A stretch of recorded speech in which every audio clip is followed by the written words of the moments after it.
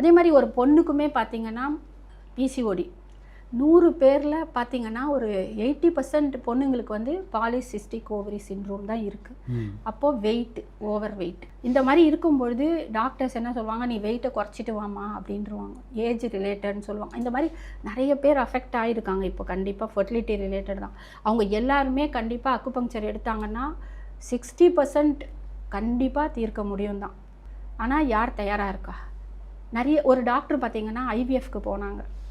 அவங்க என்ன பண்ணாங்க, என்கிட்ட ஸ்ட்ரெஸ்ஸுக்காக வந்தாங்க. சொல்லிவிட்டு ஸ்ட்ரெஸ்ஸுக்கு நான் சொன்னேன், நான் ஸ்ட்ரெஸ்ஸுக்கு போடுறேன் ப்ளஸ் ஃபர்டிலிட்டி ரிலேட்டாகவும் போடுறேன். நான் கன்சீவ் ஆகிறதுக்கு என்னெல்லாம் தேவையோ அதையும் உங்களுக்கு போடுறேன். டாக்டர் ஸ்கின் ஸ்பெஷலிஸ்ட்டும் நான் போடுறேன். நீங்கள் பாருங்கள், நீங்கள் நேச்சுரலாக கூட ட்ரை பண்ணி பாருங்கள் டாக்டர், ஒரு அளவுக்கு வரும்னு.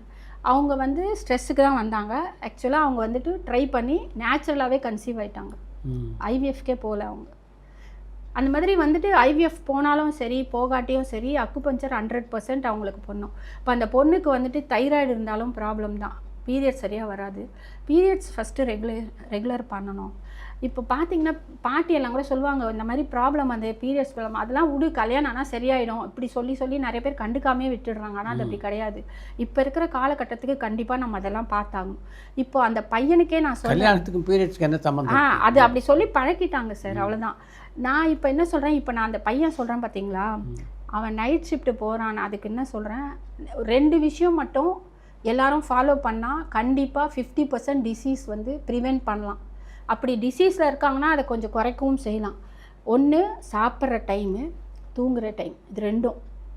சாப்பிட்ற டைம் என்னன்னு பார்த்தீங்கன்னா மார்னிங் 7 to 9, காலையில் 7லேருந்து 9க்குள்ளே தான் சாப்பிட்ணும். ஏன்னு சொல்கிறான் சைனீஸ் என்ன சொல்கிறாங்கன்னா, நம்ம வயிறு வந்துட்டு சாப்பாடு அதோட பீக் ஹவர்ஸ், அது ஒர்க்கிங் டைம், அந்த வயிறு ரெடியாக காத்துட்ருக்குமா சாப்பாடு போடுவாங்களான்னு.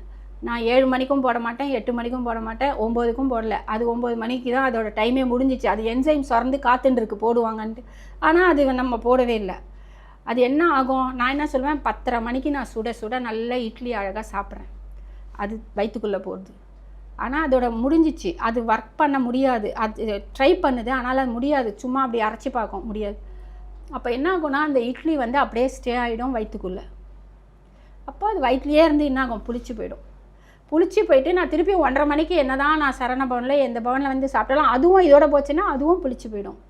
ஸோ இந்த புளிச்சு போன கேஸ் வந்து கெட்ட கேஸாக மாறி நம்ம பாடியில் எங்கெல்லாம் இடம் இருக்கோ அங்கெல்லாம் ஸ்டே ஆகிடுது. அதுலேருந்து தான் டிசீஸே ஸ்டார்ட் ஆகுதுன்னு சொல்கிறாங்க. ஸோ நம்ம என்ன பண்ணணும், காலையில் உணவு ரொம்ப டைம் எடுத்துக்கணுமா இல்லை எல்லா டைம் உணவுக்குமே? அப்படிலாம் இல்லை, காலை உணவு மட்டும்தான் சார்.